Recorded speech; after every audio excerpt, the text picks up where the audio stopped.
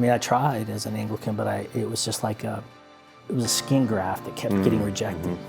And what I realized was, I was the one that needed to change. I was the one that needed to convert. Dr. Tory Baucum is the director of the Center for Family Life at Benedictine College. He served for 30 years as an Anglican pastor before coming to full communion with the Catholic Church in 2020. In February 2023, he was appointed to the Copernicus Academy in Torun, Poland. Listen in as we discuss his journey of conversion, his deep passion for the work of St. John Paul II, and the necessity of human dignity and love to reach the modern culture. Benedictine College is transforming culture in America, one conversation at a time. From our studios in Atchison, Kansas, these are the Benedictine Dialogues. All right, Tory, welcome to Benedictine Dialogues. Thank you. Yeah, good to have you Jared. here. Yeah, I've really been looking forward to this conversation. We've met here on campus a couple times, just chatting about everything you're accomplishing and everything you're doing. And so I've been really looking forward to sitting down and talking about all of that, and especially your journey into full communion with the Catholic Church. But I thought maybe kind of the first question I'd ask is a little bit about your role here at Benedictine College. Well, I'm the founding director of the Benedictine Center for Family Life, and the best way to think of it is in terms of concentric circles. We are focusing on Atchison, and then the Midwest, this region, and then the world. And so our first pillar is family restoration in Atchison, because we have a large poor population here and a lot of hurting families. In the Midwest, we call it family formation, helping Catholics, other Christians enter more fully into the sacrament of marriage and all that that means. And then family exploration is really going to Poland and studying the life of John Paul II and his legacy. So that's so around each of those pillars, we have a number of interventions, a number of different programs, ministries that we are developing. We've developed a JP2 fellowship with students here, and they both get hands-on experience, plus they get to go to Poland, and then we read something of John Paul II every year. So that's pretty much in a nutshell. Those are the three. We want to help restore the family, form the family, and explore the roots of the family. That's awesome. Very, very John Paul II to focus in on family as the main cell of society, right? I mean, that's where so much of the reparation is going to come from, of our culture. Yeah, absolutely. Yeah, so let's get into your journey. Tell me a little bit about your faith life growing up. What was the kind of initial genesis of your love of Jesus Christ, and go from there maybe. Yeah, well, Jared, I like a lot of young people in America now, though it was more unusual in the early 60s, my parents divorced, and when your family shatters as a child, often your grandparents have an outsized role in your upbringing. That was true for me. My maternal grandfather and my paternal grandmother were very influential. My maternal grandfather was a Quaker farmer in central Kansas, in Stafford, Kansas, and my brother and I spent our summers with him. And I knew it was special at the time. As I got older, the specialness of it was even more pronounced, because he was kind of a Wendell kind of character, really a sage, kind of lived off the fast track of American society. He always farmed 180 acres. He had the same tractor the whole time I was with him. And so he just lived a very simple, humble life, and it made a big imprint on my soul.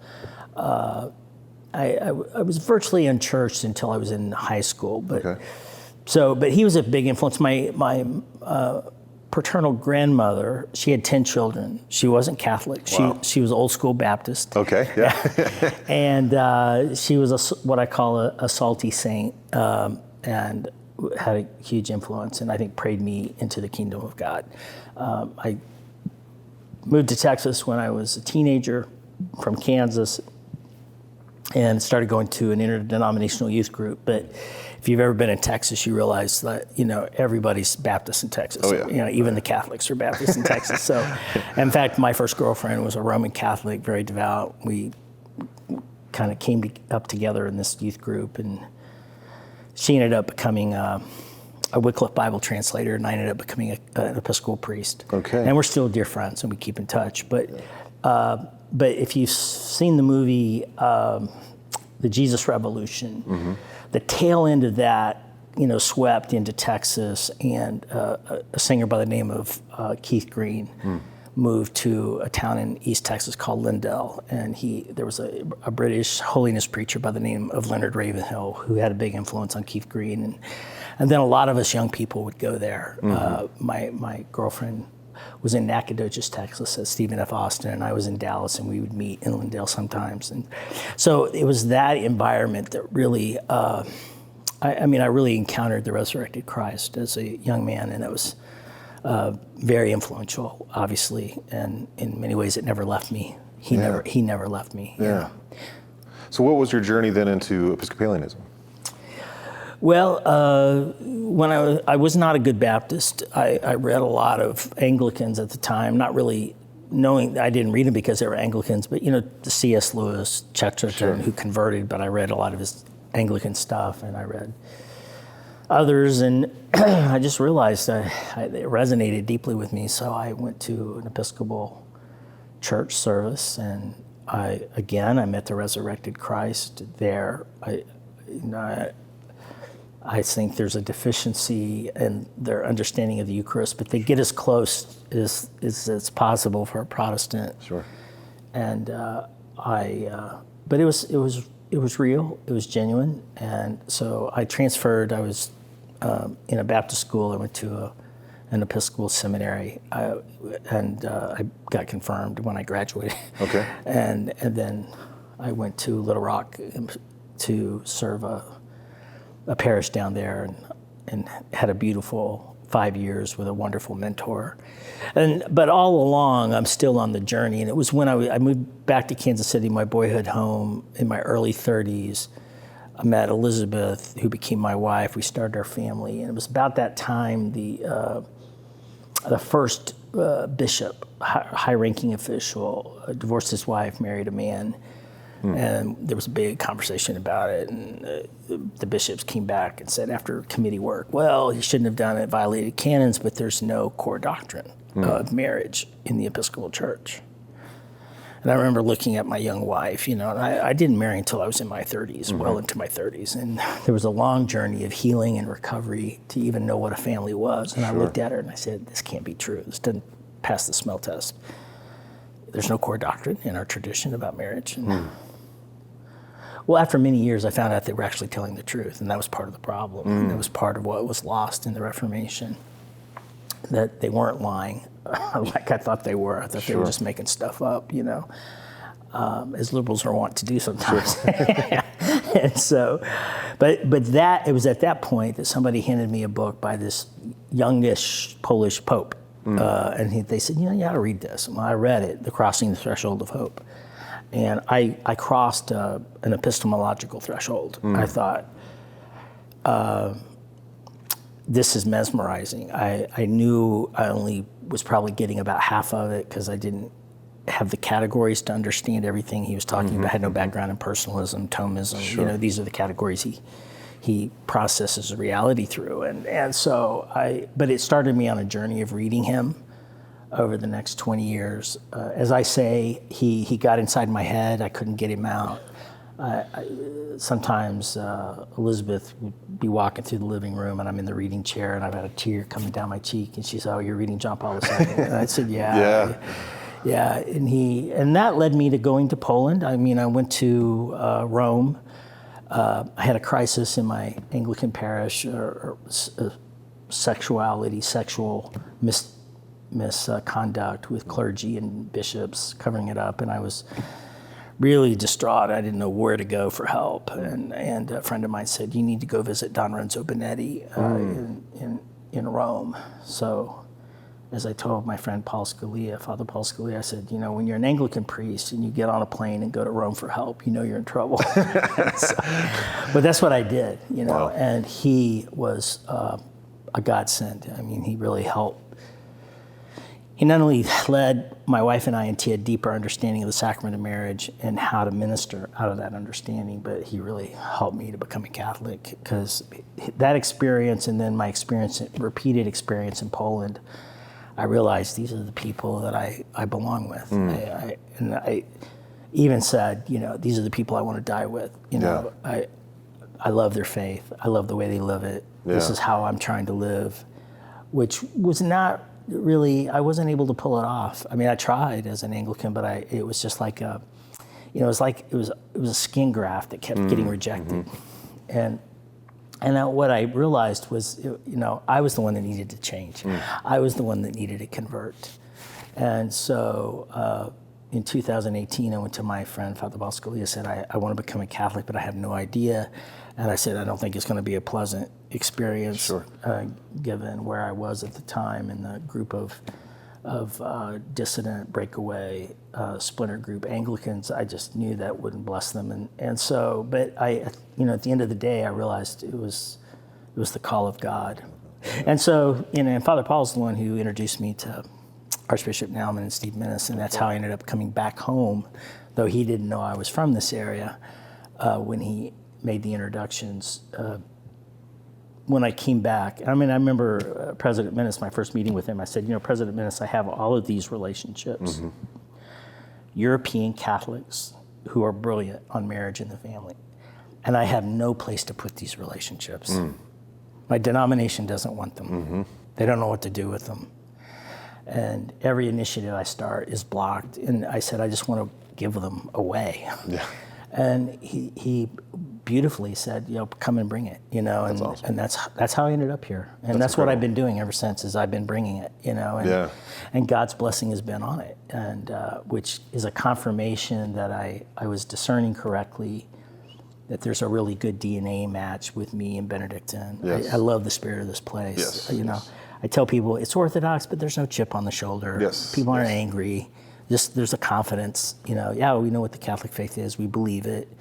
Yeah, we know not everybody does, but we believe it. We want to live it, and that's what I like. That's awesome. Yeah. So along the way, you end up with a doctorate. So you're studying during that time, and then also you end up at Canterbury. Yeah. Maybe tell me a little bit about those two things along the way. Well, while I was working on my doctorate, which was at Asbury Seminary, which is a Methodist seminary, Wesleyan seminary, and it was a wonderful experience for two reasons. One, my Ph.D. in intercultural theology taught me how to reason contextually, and so I studied cultural anthropology and historical theology, and I had some great professors that walked with me, and then there was an old Methodist sage by the name of Dennis Kinlaw who would tell you that the most influential theologian in his life, in his latter years, was John Paul II. Wow. So we met, he and I, just once every 3 months just to read John Paul II. We'd read and then we'd come together to discuss. So that's where I started reading a lot of John Paul II, and which again was preparing me.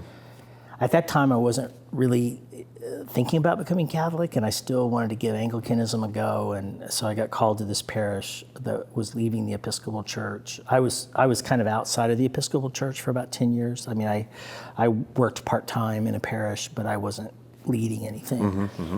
And I was doing some work for an evangelization ministry called Alpha, and I served with them internationally, and Anglican priest by the name of Sandy Miller and Nikki Gumbel really were dear friends, and so that gave me a lot of exposure internationally, and so I got called to this church, and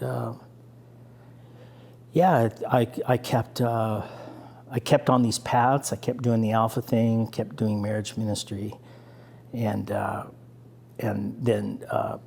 The new Archbishop of Canterbury, I came on his horizon because I was doing some peacemaking with the Episcopalians, which was a good news, bad news situation. The good news was that the New York Times did a story on it because they were very intrigued, because we were the only church, the only Anglican / breakaway church that left and got to retain its building. At least at that time, we were a pioneer. And that made a lot of conservatives angry at me because they thought I was compromising, which I wasn't. I just made peace. And so the New York Times did a story on it. Our Archbishop, he saw all that, and he learned about what I was doing because he was also from the Alpha tribe. He was from HTB, Justin Welby, and so he nominated me and the chapter at Canterbury Cathedral made me a sixth preacher, which is, there's 6 of us around the Anglican Communion who basically have a license to preach anywhere the Archbishop of Canterbury does. Okay. And then we're to preach every year at the cathedral, the mother church. And so it's a great honor, Yeah. No money, just just the honor. Sure. And but also more exposure, and gave me more opportunities in Europe. It opened some doors. But really, to be honest with you, the whole time I was really seeking, not just for the church, but for my own soul, a proper understanding and experience of the sacrament of marriage. That was really the thing, going all the way back to my childhood, and the shattering of my family, and wanting to know what makes the bond strong, what keeps it strong, what protects it, how can you build a community like that. That's really was my obsession, and I was trying to figure it out.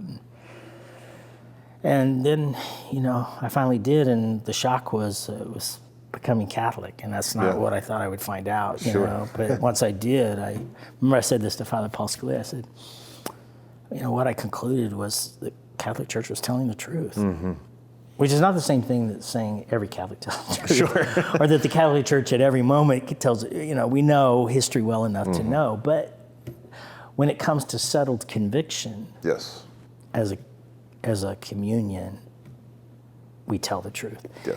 So sometimes it takes a while to get there, Yes. and there's lots of bumps and curves along the way. But that's what I came to believe. And then once I came to believe that, the other decisions, the personal decisions, were easy. At least easy in the sense that I knew in my mind and heart what I needed to do. Practically, it wasn't easy. Sure. I would imagine that path of understanding the Church's teaching on marriage and family is going to continue to be a major aspect of people becoming Catholic in the next many years, given the confusion around marriage. And it just gets more and more confusing, and how many denominations are abdicating towards what the secular culture is pushing. Do you see more and more of that, of people coming into the Church because they see the brokenness? They see that when marriage breaks down, so does society, and that Christianity at its core has to have certain tenets of truth, especially in that relationship there. Yeah, Father Luis Granados at Family Week last week, and he and I had this conversation before he said this, but in the early centuries, the Church was debating, the nature of God. How can you have monotheism and then yet worship Jesus? So they had to figure out, what does the Trinity mean? And major issues like that, it takes a few centuries to sort out, but the Church sorts it out, right? And then in the 16th century, the issue was, Protestants would say soteriology, how does one right with God? Catholics would say the ministry of the Church, they're both true. And then we've been embroiled in that for the last few hundred years. Yes. Right? But I think the big debate now, and I think way past our lifetimes, will be anthropology. Yeah. What does it mean to be a human being? What does it mean to be a human being made in God's image? It's male and female. That's what's up for grabs right now, and we need a council on it. And I think when we're ready for it, God will let us have one. I don't. It's a great question, Jared, because I think a lot of people will come into the Church like I did through its teaching on anthropology. Yeah. That's already happening. Yeah. So many professors at the JP2 Institutes are converted Protestants. Yes. I know they're personal friends. So I know these stories. And it's not at all surprising to me. That's how I came in. Yes. But other people are doing it in other ways that I think God honors. My friend Tim Tennant at Asbury Seminary, he's written a Protestant theology of the body. I mean, he taught through JP2's Catechesis on Marriage, and then he wrote his own book that Zondervan published. It's very good. Yeah. And actually, I think it'd be good for Catholics to read it, because it would show them how to communicate our treasure in language that the average American can get. Yes. So in some ways we need each other. I don't feel at all triumphalistic about my conversion. I think it's all of grace.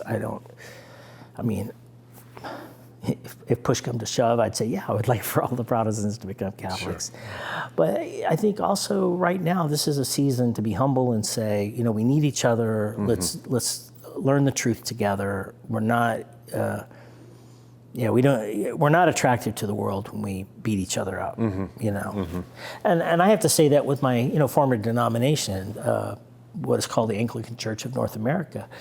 A lot of beautiful people. Some of the bishops there are some of the finest Christians I know, better Christians than me. I love them. Some of the leadership, not so much. Sure. They've been very wounded, and they're acting out of a spirit that's not the spirit of Christ.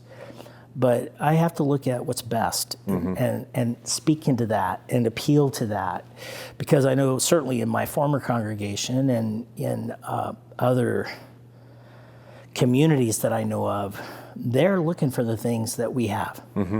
They really are. And so, my spirit is keep my hands open. Yes. Come, let us reason together. Yes. Thus says the Lord, and let us walk together as far as we can. Yes. And so I'm saying more than you probably wanted to hear, because I definitely want to affirm. Yeah, Protestants will become Catholic. But a lot of Protestants won't, and that's okay too, because we can work together. And to me, it's like conversion seldom happens when you go like this, because there's too many issues. But if you can go like this and say, let's walk up to this pinnacle together, because we both have our eyes on this. We want to know the truth. Yes. That will bring us closer together, and that will reconcile us. Yes, I think it's interesting too. So my family, many generations in Texas, and all Catholics, and so understanding. That's why you laughed when I said. Yes, exactly, because I totally understand what that means, and it's been interesting seeing even the change from, say, my grandfather's age and my father's age, where Catholics and Baptists would kind of chide each other and argue with each other a lot, whereas now it's become far more, guys, the secular thing is now this rising tide that Christian principles, just in general, are being attacked on all sides. So for us to constantly be boxing with each other, we're losing that battle, the much bigger battle that has been happening over the past 70, 80 years, 90 years, maybe even longer than that. But now it's just so profound, pushing back against Christian principles, that you're right. I mean, there's a teamwork necessity now that we need to come together, especially agreeing on anthropology is such a huge decision that needs to be made amongst Catholics and Protestants and the like. And that gets into some of your other experiences that you had at Canterbury, doing a lot of interreligious dialogue, a lot of interreligious communication. What was that like? What were some of the things maybe you learned through that process? Well, my daughter's going to take that into a whole new dimension that I haven't even gone into because of her field of study and her marriage. Listen, it's very simple. One is try to be curious and not as judgmental. Have a healthy confidence in God's providence, or what Wesleyans call prevenient grace. God goes before, and God is preparing all people for himself. And so, engage the religious other as, this is how I like to do it, as a pre-Christian, somebody who's moving in the direction of Christ. And my job is to help them to take the next right step, or at the very least, not block it, And so I think, to me, I think it's, it sounds trite to say this, but we have to learn how to love people. Yes. Love them, You can't just wipe off 1 billion people. Yes. I'm talking about Muslims and say, they don't. Right. Complete zone of darkness. I don't believe that. I never have believed that. And I've been in circles that do believe that. And a lot of the same circles believe the same thing about Catholics, So I've been around a lot of people that still engage in 16th century hate speech, Yes. The church is the whore of Babylon, false teachers, Sure. Do the same thing with Muslims. I just don't think that's the way to go. Yeah. I'm a big fan of Miroslav Volf. He wrote a book, Is Allah God, or I can't remember, something like that, but basically arguing that, Christians and Muslims do worship the same God. They have the same subject, but different predicates. And I'm very sympathetic to that point of view. I think it needs some nuancing, but he grew up in Slavic countries. I don't know if you know Miroslav Volf, but he teaches at Yale, and his daddy was a Pentecostal preacher, and his daddy taught him to love Muslims. In a community where they eventually killed each other. And so a big part of his theological project has been to think through all of that and write books that help Christians maintain a strong, distinct Christological identity, but also a generosity towards Muslims and others. I'm pretty much in that camp. It's kind of how I come at it. Which is, again, very JP2, right? Totally JP2. That's why I feel so much at home. He was putting everything together for me: the anthropology, the Christology, the ecclesiology, the interdenominational, the intra-denominational and religious relationships. He was totally, he had that big peace conference in Assisi there towards the end of his pontificate. And of course, Pope Benedict and Pope Francis have continued that. This is a big reason I became Catholic, because Catholics for the whole world. We're not sectarian. We're not, we don't feel like we have a corner on the truth. But I do think what we do have a corner on is that we work harder at unity, the human community, and the unity of the church. We work harder on that than just about anybody I've ever met. Yes. And I love that. Yes.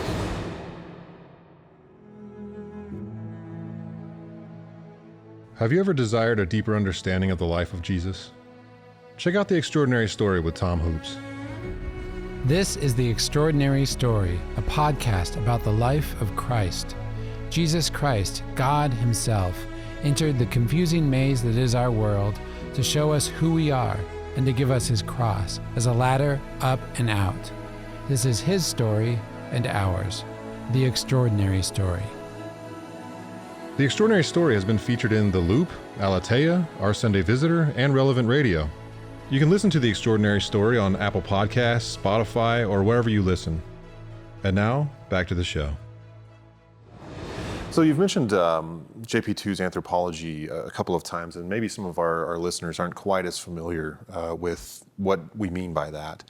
Could you give maybe, I know it's a big, broad subject, but maybe just kind of a brief synopsis of what you mean by that, because I think that will help kind of solidify your understanding of marriage and family and all of that. Well, in his catechesis on marriage and family, he camps in a couple of biblical texts in Genesis 1 and 2, the creation of man and woman in His image. And this is in a Trinitarian image. So at the heart of God is love, and at the heart of love is relationships to the other. And that's why God could love before there was a creation, because He loved within Himself. There was another there. And that we are made in that image. We're made for the other. We're made to love the other. And that's why man wasn't complete until, Adam wasn't complete until Eve was made. So to be a person for John Paul II is to be incomplete. It's to be made for the other. Yes. And it's to find oneself in the giving of oneself as a pure gift to the other. This is his kind of language. And so you see that in Genesis, and he expounds that with great depth and beauty. I was a budding Hebraist as a young man, so I spent a lot of time in the biblical languages. And that, I could keep up with him on the exegesis part, but then he went into his kind of phenomenological analysis, and I go, wow, this is like a whole new dimension of what these texts are about, So then he goes to Song of Solomon, and the Song of Solomon he does the exegesis on those to kind of even deepen a little bit more about what this communion of male and female looks like, and helps us to see. In fact, he's got this wonderful insight that when Adam first sees Eve and he says, "This is now bone of my bone and flesh of my flesh," the very first words of Adam are a song, he says. And it's a song in response to the woman. And this song is later picked up and developed in the Song of Songs. Yeah. So he bridges the Song of Solomon and Genesis 1 and 2, and he's full of stuff like this, because he's such a biblically saturated mind. Yes. That he sees these connections. And so the Song of Solomon is about, the relationship, which is, psychological and moral and sexual and everything. Mm-hmm.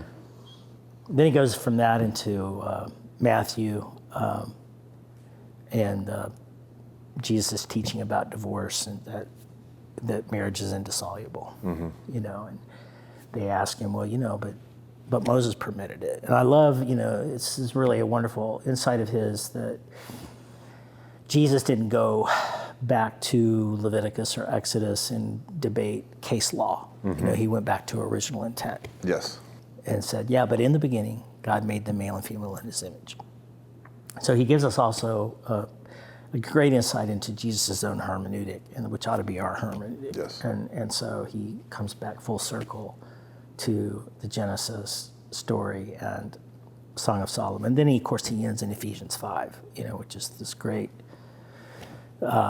mystery that Paul elaborates between the man and the woman, but he also says it's about Christ and the church. And you read it and you go, okay, what is this? Is he talking about Christ and the church or man and the woman? Mm-hmm. If you read the Greek, it gets a little bit tangled, and I think it's because the syntax fails him. That the mystery is deeper and more profound than what Greek is able to actually reveal, and because he comes up with saying, it's both. The marriage union, and so all of this is to be made in the image of God is to be a person that's made for love. It's to be incomplete. It's to be made also for union with God first, but also union with one another in the sacrament of marriage. So his anthropology is very Christological. He says no one really knows themselves until they know themselves in Christ, because Christ is the true meaning of every human being. Yes. So I'd say his anthropology is Christological. Yeah. So those are just a few forays into his anthropology. For sure. And each one of those, I'm sure we could spend a whole totally. couple of hours on. Yeah, he did. So. Exactly. What drew me to JP2, particularly his theology of the body and the idea of personalism, started off as actually when I was a younger man in college. I was trying to figure out, what does it mean to be a man? It just seems to me like we're given so many lies about what it means to be a father, what it means to be a man, that we're chasing just worldly things, and yet it's not fulfilling. We all know there's a level of greatness that we're all, and excellence and virtuousness that we're all called to. Yeah. And the world offers us so much just piddle. And so when I read JP2, I was like, oh my gosh, this is the highest possible level of human nature, that if we can live this, But the other side of it too was the idea of personalism, in the sense of, and I think JP2 eventually is going to be known as just one of the great prophets of the modern age, because, and partially because of his experience of what was going on in Poland during his life and things, but this continuing growth of either we're this collectivism that happens in communist countries and the like, or we're this extreme individualism that happens in a lot of the West, especially in America. You've got this great, idea of rugged individualism and all that. And he says, it's not really either. We're human persons. We're made for community, but then we're also to have dignity as individuals. And to me, it's like, that's the third way. That's the third way that we're supposed to navigate this kind of, and of course, a lot of it turns into political, conversation and language. But to me, that just made all the sense in the world of, that's it. None of us are truly individuals. We come into this world already dependent on somebody else, and already part of a collective of some kind. But then yet, I'm Jared, you're Tory, we're still individuals in a sense, and we have dignity as individuals, but also have this brotherhood that occurs, right? I just found that so beautiful and such a great way to navigate the current political landscape. Well, my friend that I referenced earlier, Dennis Kinlaw, he had a wonderful way of finding homey images to unpack profound truth, and the way he would explain John Paul's teaching on that is what he would call belly button theology. And he said, take a look at your belly button. Yeah. What does it tell you? You're already dependent on something. It tells you you're not self-originating. Yes. You're not self-sustaining, right? You're not self-fulfilling. You're not self-explanatory. Yeah. Just that. Exactly. Just that. We are connected and we're dependent,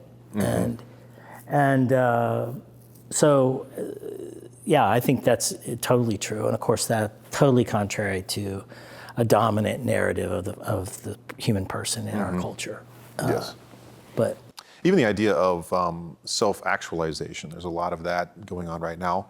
And I think at the core, there's something there of, you should live at your highest. You should fulfill the virtues. You should, that is actualization. Now, the fullest sense is Christ in you actualizing through your actions, through your, beliefs and the way you love others. Right. But oftentimes it gets put as this kind of individualistic, I need to go out on my own and, break the shackles of anything that I'm dependent upon and become myself. And it's like, that's actually, you're going right back into slavery whenever you do that. Yeah, no, I agree. I mean, it's so rich. And as we said earlier, this is the issue of the moment. This is the issue of our age that we have to, help other people help ourselves to figure out and live into this, all of the craziness that we're dealing with, all the unraveling in our society. It comes down to this issue. Really. Yes.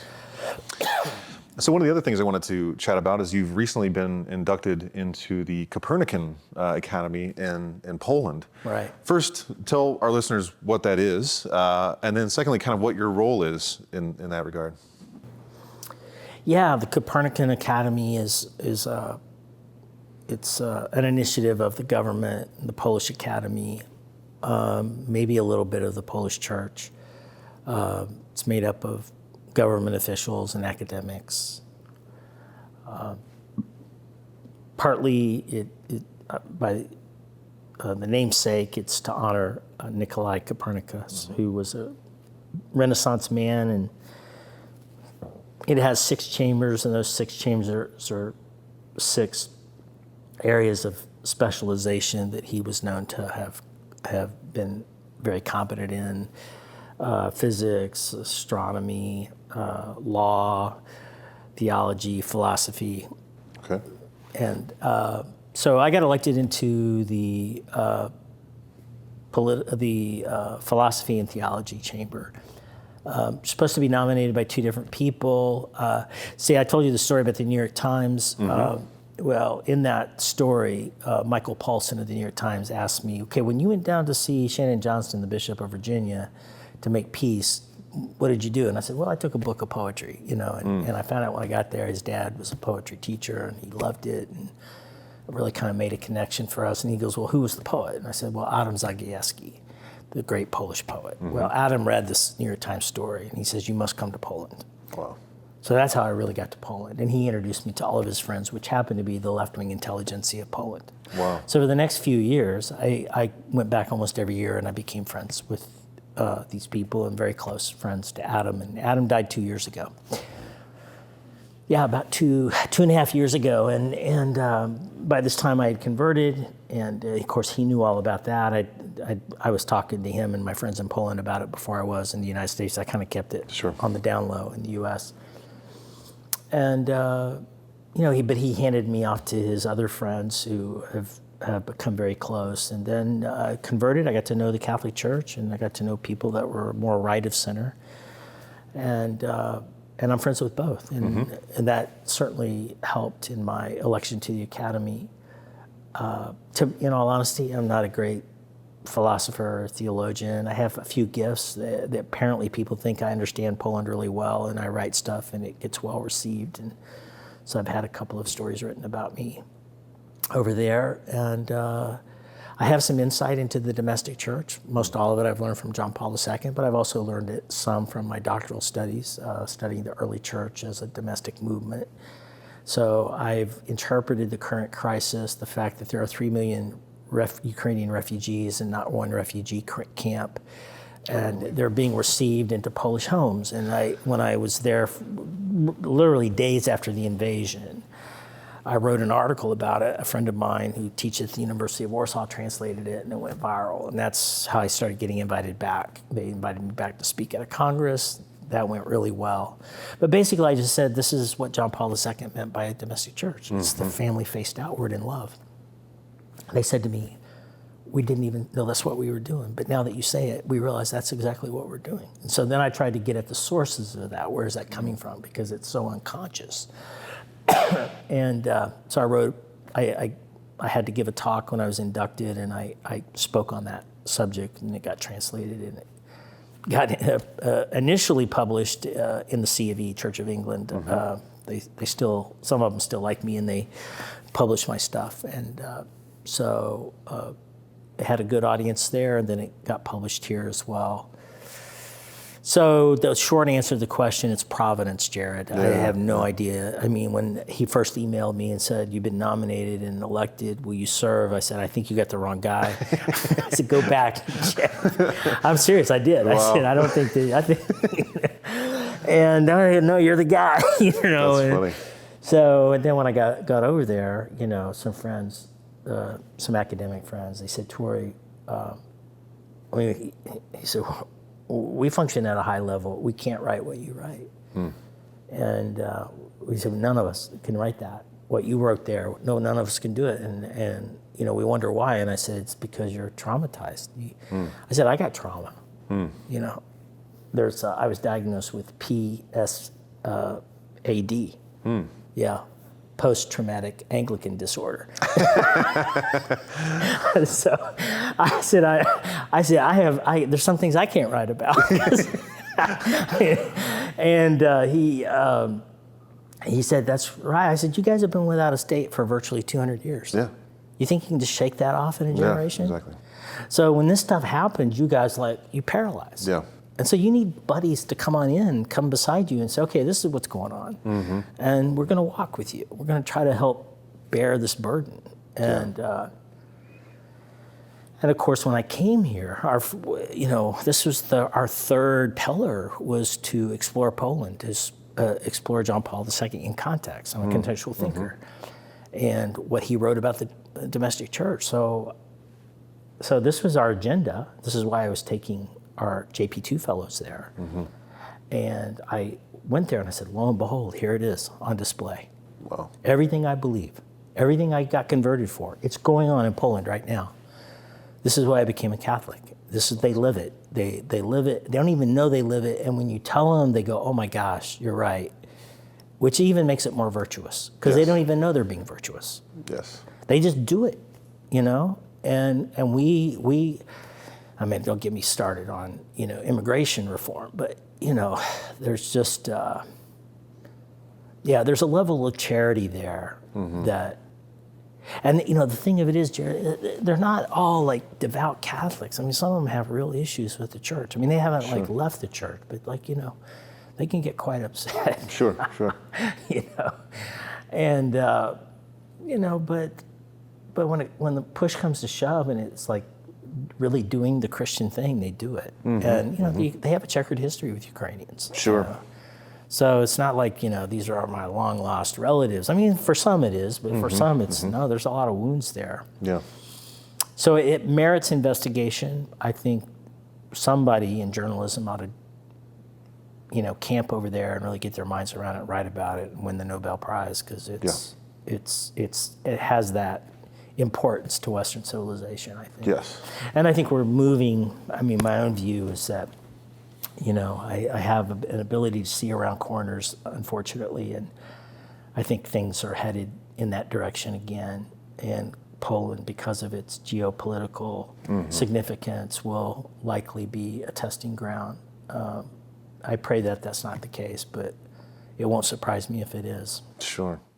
Yeah, one of the things I love is, we've talked about interreligious dialogue, but I think intercultural dialogue is very interesting of what is beautiful about this culture that we can kind of start to integrate here. And that's what you're doing through the Family Life Center is there's something happening. I mean, it's my understanding there was a tradition in Poland that if somebody comes to your door and they ask, I need some food, I need a place to stay, that there's a tradition of come on in, let's give you a place. And it's almost unvirtuous or frowned upon if you say no, whereas in the United States, it's like, what are you doing in front of my door? There's just kind of this individualism here that maybe doesn't exist there. And I tend to think of, even in the founding fathers, they look to Rome, they look to Greece, they look to England, they look to Jerusalem, they look to all these other cultures and try to say, what worked? And what can we glob off of that and make great, And I think that when we talk to other countries like Poland, that to me is nothing short of a miracle. 3 million refugees and not a single camp. That's unbelievable. That's a country of heroism as far as I'm concerned. So learning from that is so And if it was important. comparable to the United States, it'd be like 30 million here. Yes. And that's just unthinkable. Yes. It's just unthinkable. We'd have to have a total personality transplant, Exactly. to pull something like that off. It is. In my talk to the Polish Academy, I brought up a little bit of history that a professor at the Youngolonian said to me, you taught me something I didn't even know, that when Boleslav the Brave killed Saint Stanislav, there was a tussle between church and state, who had the authority to appoint bishops and whatnot, and he had Stanislav killed while he's celebrating the Mass. Well, he becomes a saint to the people. And so Boleslav, to get himself back into the good graces of the people, he establishes a Benedictine foundation at all the cathedrals in Poland. And so, of course, Rule, I think it's 56, says, monks are supposed to receive every guest as though he's Christ. And that gets sewn into the culture. The culture. Wow. Over 1,000 years ago. So you got 1,000 years of this, and that's where the Polish. You're right. I can't remember how it goes in Polish, but how it goes in English is that when you have a guest under your roof, you have God under your roof. Wow. I think it's pretty reasonable. At least I made the case that comes from the Benedictine monks that were a foundational layer of Christianity in Poland. Yeah.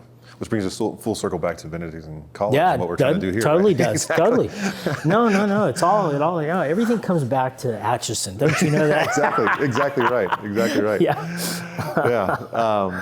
Well, and one last thing I kind of wanted to touch on as well is and we can briefly talk about it, is the Human Dignity project that you're working with Letitia.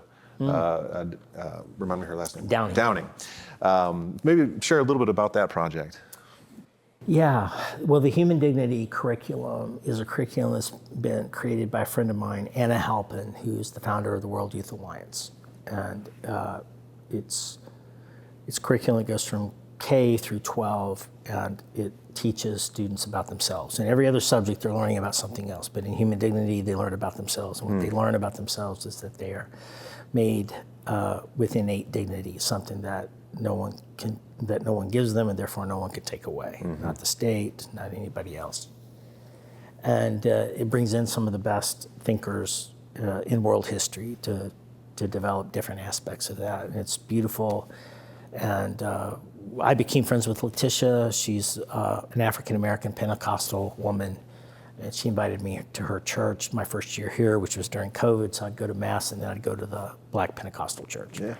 And did that for a year, and then we started sending our JP2 fellows into her school just to help with the kids, and then we realized we really needed a common resource to work together with, and so I suggested Human Dignity curriculum. She got that approved. I would have never been able to get it approved. Sure. Yeah. As I say, I'm an old white dude, conservative old white dude, man. We get slapped down in a heartbeat. But she got it through. That's awesome. And now she's been promoted to be the principal of the high school. She's going to take it there. She got invited to give a testimony to the UN last spring. I think President Minna says she's the first alum, first Atchisonian to ever speak at the UN. She rocked the house. She's a wonderful, compelling presence and speaker. So we're talking about now, if I can raise the money, anybody out there, if I can raise the money, we're going to take our best graduates from the Human Dignity curriculum in the various grades on a field trip to the UN. Oh, wow. So they can have a life-transforming experience. And most of the kids we're working with come from poor homes, broken homes. But Letitia wants to, extend it into all the public schools here, and hopefully when she becomes the Secretary of Education of Kansas, we'll get it into all the schools. This is just the beginning of what we're doing, and it's happening here in Atchison. And it's one of the reasons I felt God calling me here. I felt for a long time when I was in the DC area that God was saying, get off the grid, get off the grid. Because God was giving me all these wonderful resources, all these relationships that were Catholic, and I couldn't implement the stuff where I was for lots of different reasons. Sure. And when I came here, I looked around and I said, this is definitely off the grid. Yeah. We can innovate here. Yes. Try stuff here. People will work with us here, and that's what's happening. So this curriculum, I think, is hugely important for healing a lot of what's wrong in America. That's awesome. And pray for us. If you're watching, pray for us. Pray for Letitia. She's a beautiful woman of God. I'm hoping to get her on the show. Oh, you definitely need her on the show. You definitely need her on the show, yeah. So these are all experiments. So the Poland thing is taking off. Hopefully in a few years, I'd like to spend more time in Poland and establishing a campus for Benedictine there for our students, just simply because I think it has the potential of helping all of us become heroes. Heroism is transmitted by being around heroes.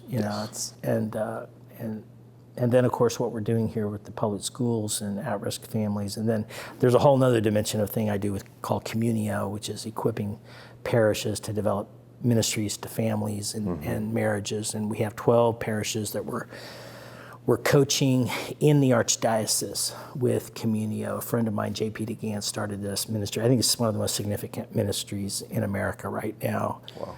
And the Archbishop Naumann is pioneering this in the Catholic Church. So I work closely with him in getting this into Catholic parishes here in the Midwest. Then we do this thing called Family Week, and the point of Family Week is to give people a concentrated experience of what a pro-marriage and family culture feels like in a parish that's using it to reach out to the community. And of course, we doubled last year, and right now our biggest problem is just building up the workers and the infrastructure. We have more people interested than we're able to receive right now, but that's a great sign. It tells me that there's a real hunger for this. Yes. And Archbishop Naumann, he retires in a year, hopefully 2 years. It's just a extraordinarily amazing godly leader. Yeah. So, and he's one of the big reasons I came. I wanted to be with a shepherd. Yeah. Yeah.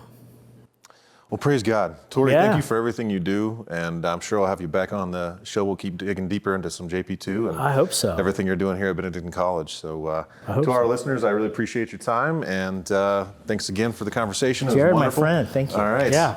All right, well, God bless you guys, and have a great day. We hope you enjoyed the Benedictine Dialogues, a production of Benedictine College in Atchison, Kansas. To catch all the latest and support our growing platform, visit media.benedictine.edu. And be sure to recommend this show to your friends and family. Help us to transform culture in America, one conversation at a time.